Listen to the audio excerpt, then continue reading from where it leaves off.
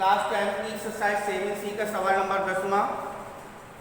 त्रिभुज ABC के शीर्ष A 3,0, B 0,6 और C 6,9 है। रेखा DE भुजा AB और AC पर 1:3 में विभाजित करती है, बांटती है। तो सिद्ध कीजिए त्रिभुज ABC का क्षेत्रफल बराबर 9 इंटू त्रिभुज ADE का क्षेत्रफल। तो त्रिभुज ABC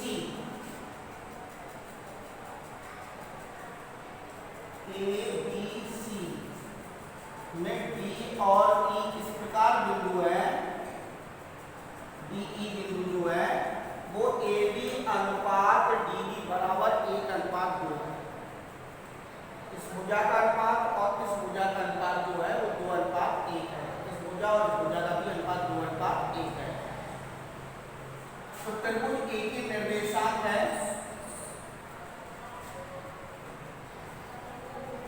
3,0, 0,6 और 3,6,9 ये बिंदु दे रखे हैं, त्रिभुज ABC के बिंदु है। और DE रेखा जो है वो AB और AC को 1:2 के अनुपात में बांटती है। त्रिभुज ABC के निर्देशांक 3,0, 0,6 तथा C 6,9 है। DE AB तथा AC को 1:2 के अनुपात में बांटती है।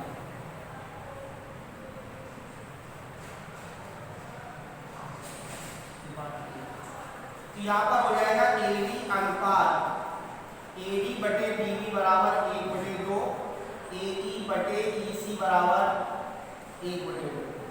ठीक है, इनका जो अनुपात है AD अनुपात DB बराबर AE अनुपात EC बराबर 1/2 है, इनका अनुपात है। और इनके बिंदु दे रखे हैं। तो अंतः विभाजन D के निर्देशांक, अंतः विभाजन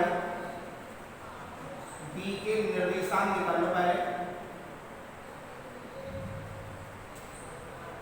M1H2 plus M2H1 upon M1 plus M2 और M1Y2 plus M2Y1 upon M1 plus M2।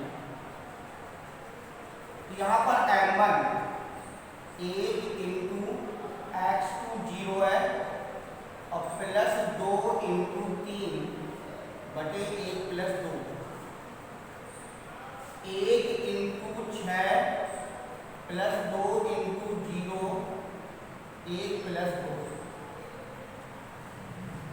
यहाँ पर 6 बचेगा, 6 में से 3 का भाग देंगे 2 आ जाएगा और यहाँ पर 6 में से 3 का भाग देंगे 2। इसके निर्देशांक हो जाएंगे 2,2 D के निर्देशांक।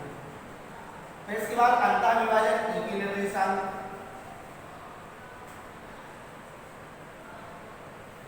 अंतः विभाजन E के निर्देशांक बराबर M1 1,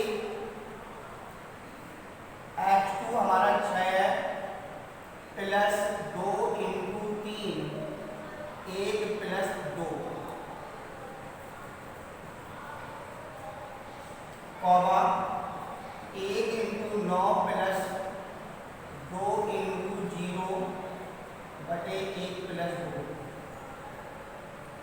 6 6 12 बटे 3 और यहाँ पर हो जाएगा 9 बटे 3 बराबर 4,3। 4,3 इस त्रिभुज इस E के निर्देशांक आ जाएगा। तो हम त्रिभुज D के निर्देशांक निकालेंगे, त्रिभुज E के निर्देशांक निकालेंगे और ये निर्देशांक निकालने के बाद हम त्रिभुज ABC का क्षेत्रफल निकालेंगे और त्रिभुज ADE का क्षेत्रफल निकालेंगे। तो त्रिभुज ABC का क्षेत्रफल बराबर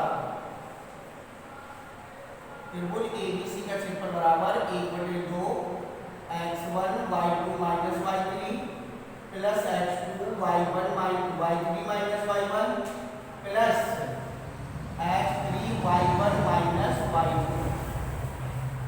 तो 1/2 x1 3 y2 6 minus 9 plus 0 9 minus 0 और प्लस 6 3 माइनस यहाँ पर हो जाएगा 0 माइनस 6 0 माइनस 6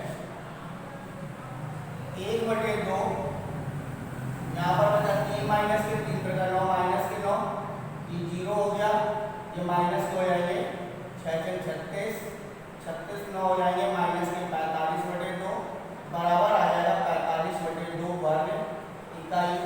यह हमारे त्रिभुज एबीसी का क्षेत्रफल आ गया। ठीक है, तो इसके बाद त्रिभुज एडीई का क्षेत्रफल, त्रिभुज एडीई का क्षेत्रफल बराबर 1/2 x1 की जगह 3 2 माइनस 3 प्लस के 2 3 माइनस 0 और प्लस के 4 0 माइनस 2। तो 1/2 माइनस के 3 प्लस के 6 माइनस के 8 8 3 11 11 में से 6 चलेगा माइनस के 5 बराबर -5/2 बराबर 5/2 वर्ग इकाई। तो त्रिभुज एबीसी का क्षेत्रफल निकला 45/2 और त्रिभुज एडीई का क्षेत्रफल निकला हमारा 5/2। क्या सिद्ध करना था? सिद्ध करना था कि त्रिभुज एबीसी का क्षेत्रफल बराबर 9 इंटू त्रिभुज एडीई का क्षेत्रफल। त्रिभुज एबीसी का क्षेत्रफल बराबर 9 इंटू त्रिभुज एडीई का क्षेत्रफल। तो त्रिभुज एबीसी का क्षेत्रफल 45/2 9 इंटू 5/2 बराबर 45/2 बराबर 45/2। LHS बराबर RHS, यानी दोनों पक्ष बराबर निकले। ठीक है, तो त्रिभुज एबीसी का क्षेत्रफल जो है वो 9 इंटू त्रिभुज एडीई के क्षेत्रफल के बराबर है, या त्रिभुज एडीई का क्षेत्रफल जो है उससे आपका त्रिभुज एबीसी का क्षेत्रफल 9 गुना है। इस क्षेत्रफल से ये वाला क्षेत्रफल 9 गुना है।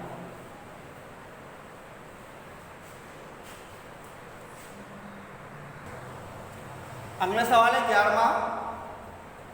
कह रहा है कि उस त्रिभुज का क्षेत्रफल ज्ञात कीजिए जिनके शीर्षों के निर्देशांक 81 a/T1 82 a/T2 तथा 83 a/T3 है। उस त्रिभुज का हमें क्या करना है? क्षेत्रफल ज्ञात करना है। तो त्रिभुज के शीर्षों के निर्देशांक, त्रिभुज के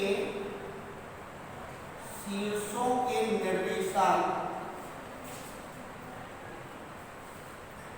81 a/T1 82 a/T2 83 a/T3 ये उनके शीर्षों के निर्देशांक है। त्रिभुज के शीर्षों के निर्देशांक 81 a/T1 82 a/T2 83 a/T3। त्रिभुज का क्षेत्रफल का फार्मूला लगा दो। त्रिभुज का क्षेत्रफल बराबर 1/2 x1 y2 minus y3 plus x2 y3 minus y1 और plus x3 y1 minus y2।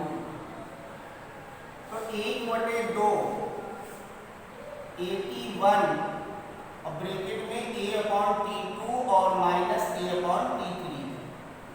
ठीक है, y1 y2 minus y3 plus 82 यहाँ पर हो जाएगा a/T3 minus a/T1 plus 83 a/T1 minus a/T2। ये हमने त्रिभुज के क्षेत्रफल में मान लिया। सबसे पहले हम 1/2 81 और इसका लासा ले लेंगे T2 और T3। ठीक है, फिर इसके बाद प्लस 82 यहाँ पर T3 और T1 लासा ले लेंगे 83 यहाँ पर T1 और T2 लासा ले लेंगे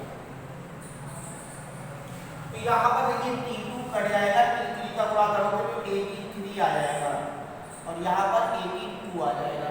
ठीक है, यहाँ पर T3 कैंसिल हो गया, 81 माइनस 83 और यहाँ पर T1 कैंसिल हो गया, T2 को गुणा करोगे तो यहाँ पर आ जाएगा 82 माइनस 81, ये आपका आ जाएगा। अब हम इसका गुणा कर रहे हैं तो 1/2 a square T1 T3 minus a square T1 T2 upon हो जाएगा T2 T3। इसका गुणा इस ब्रैकेट में किया है, इसका गुणा इस ब्रैकेट में करेंगे तो plus a square T1 T2 minus a square T2 T3 upon हो जाएगा T3 T1 plus a square T2 T3 minus a square T1 T3 upon T1 T2, ये आपका है। अब देखिए ऊपर वाले सभी पदों में हमें कॉमन क्या मिल रहा है, a स्क्वायर कॉमन लेंगे तो a स्क्वायर बटे 2 T1 T3 minus T1 T2 upon T2 T3 plus T1 T2 minus T2 T3 upon T3 T1 plus T2 T3 minus T1 T3 upon T1 T2, ये आपका हो गया। अब इन तीनों बिंदुओं के बीच में हम क्या करेंगे, लासा ले लेंगे तो a स्क्वायर बटे 2, इसका लासा आ जाएगा T1 T2 T3, T2 T3 कर लिया, T1 का गुणा करना है तो T1 square T3 T1 square T2, फिर इसके बाद प्लस यहाँ पर T3 T1 कर लिया, T2 का गुणा करना है तो T1 T2 square T3 plus T1 T2 कर लिया, T3 का गुणा T2 T3 का स्क्वायर माइनस T1 T3 का स्क्वायर, ये आ जाएगा। अब इस कॉमन जो हमने लासा लिया तो इसको बाहर निकाल लो तो a स्क्वायर बटे 2T1 T2 T3, अब यहाँ पर हमारा बचा T1 square T3 T1 square T2 T1 T2 square T2 square T3 T2 T3 square और T1 T3 स्क्वायर, ये बचा गया। अब इनके बीच में आपको सबको ऐसे कॉमन लेना है कि जो कॉमन लेने पर सेम पद बचे, माने गुणनखंड करना है यहाँ। तो a स्क्वायर बटे 2T1 T2 T3, अगर हम पहले और यहाँ पर तीसरे के बीच में, इस वाले में, इसके और इसके बीच में अगर कॉमन लें तो हमें T3 मिल जाएगा कॉमन, तो T3 हमने कॉमन ले लिया तो यहाँ पर बचा T1 square minus T2 square. अब इसके बाद इन दोनों के बीच में अगर हम कॉमन लेते हैं तो इन दोनों के बीच में T1 T2 तो दोनों में T1 T2 कॉमन आ जाएगा तो माइनस के T1 T2 कॉमन ले लिया, यहाँ पर बचा T1 माइनस T2 और इन दोनों के बीच में अगर हम कॉमन ले लें प्लस के T3 या माइनस के T3 ले लें तो T1 पहले बन जाएगा, माइनस के T3 कॉमन ले लिया तो यहाँ पर बचा T1 माइनस T2। अब देखिए ये भी T1 माइनस T2 है, ये भी T1 माइनस T2 है और ये T1 square minus T2 square है, तो यहाँ पर फार्मूला लग जाएगा a square minus b square, तो a स्क्वायर बटे 2T1 T2 T3 और यहाँ पर आ जाएगा T3, एक ब्रैकेट में T1 प्लस T2 और दूसरे में T1 माइनस T2, पहला पद हो गया। दूसरा पद है माइनस T1 T2, यहाँ पर T1 माइनस T2, इसका तीसरा पद है माइनस में T3 square T1 minus T2। अब इनकी इस पद में और इस पद में जो हमें कॉमन मिल रहा है वो T1 माइनस T2 मिल रहा है, तो a बटे 2t1 t2 t3 और t1 माइनस t2 हमने कॉमन ले लिया, तो यहाँ पर पहले पद में बचा t3 t1 plus t2 minus t1 t2 और माइनस t3 का स्क्वायर, इसका इसमें गुणा करो।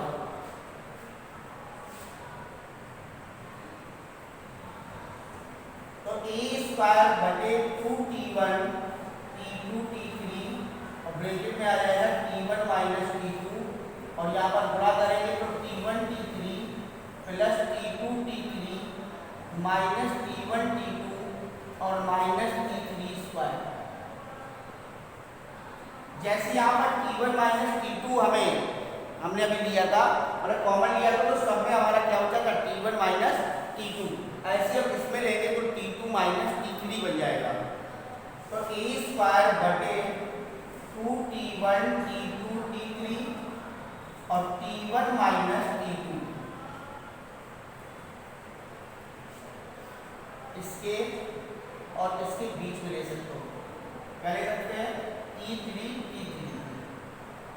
कॉमन लिया तो यहाँ पर t2 माइनस t3 बचा, और इन दोनों के बीच में जो हम कॉमन लेंगे वो t1 लेंगे, तो माइनस से t1 ले लिया तो t2 माइनस t3। अब दोनों में हमें कॉमन क्या मिल रहा है t2 t3, तो a स्क्वायर बटे 2t1 t2 t3 और t1 माइनस t2 और t2 माइनस t3, तो अगला ब्रैकेट बचेगा आपका t3 माइनस t1 वर्ग इकाई। ये त्रिभुज का हमारा क्षेत्रफल हो गया।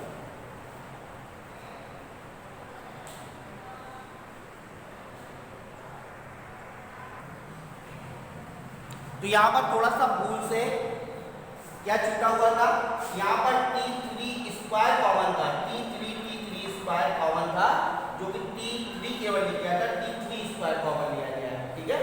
तो ये t3 स्क्वायर कॉमन ले लिया, तो यहाँ पर t1 माइनस t2 बचा है।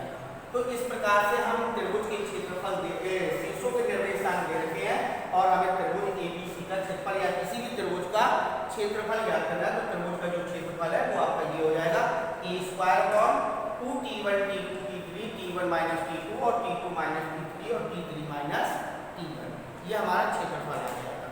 तो सबसे पहले बच्चों ये समझ लो कि हमें त्रिभुज का क्षेत्रफल लगाना है, उसका फार्मूला, उसके फार्मूले में मान रख देना है। मान रखने के बाद सबसे पहले ब्रैकेटों का लासा लेना है। लासा लेने के बाद हम जो आपकी संख्या बाहर है, इन बाहर वाली संख्याओं को उस ब्रैकेट में क्या करते हैं कि गुणा कर देंगे। गुणा करने के बाद चाहे हम लासा ले लें कि a स्क्वायर कॉमन ले लें या पहले से a स्क्वायर कॉमन ले लें, तो a स्क्वायर सबसे कैंसिल हो जाएगा, यहाँ पर ये बचेगा। इसके बाद इन तीनों पदों का हम लासा लेंगे तो ये लासा आ जाएगा, जिसमें से t2 t3 कट जाएगा तो t1 का गुणा हो जाएगा, t3 t1 कट जाएगा t2 का गुणा हो जाएगा, t1 t2 कट जाएगा तो t3 का गुणा हो जाएगा। फिर इनके पदों को जो बनाना है वो हमें किस प्रकार से पद बनाना है कि t1 माइनस t2 या t2 माइनस t3 या t3 माइनस t1 के पदों के रूप में लिख जाए। तो उसी प्रकार से पहला हमने जो पद बनाया वो t1 माइनस t2 का बनाया है, तो t1 माइनस t2 के रूप में हमारा ये कॉमन आ गया। फिर अगले वाले में जो हमने कॉमन बनाया वो t2 माइनस t3 का बनाया है, तो ये आपका आ गया, और t3 माइनस t1 ये आपके अलग से निकला। इसको बनाने की जरूरत नहीं, कोई भी दो बना लोगे तो तीसरा अपने आप निकल आएगा। तो इस प्रकार से a square upon 2t1 t2 t3 और t1 minus t2 t2 minus t3 और t3 माइनस t1, ये हमारे त्रिभुज का क्या आ जाएगा क्षेत्रफल आ जाएगा।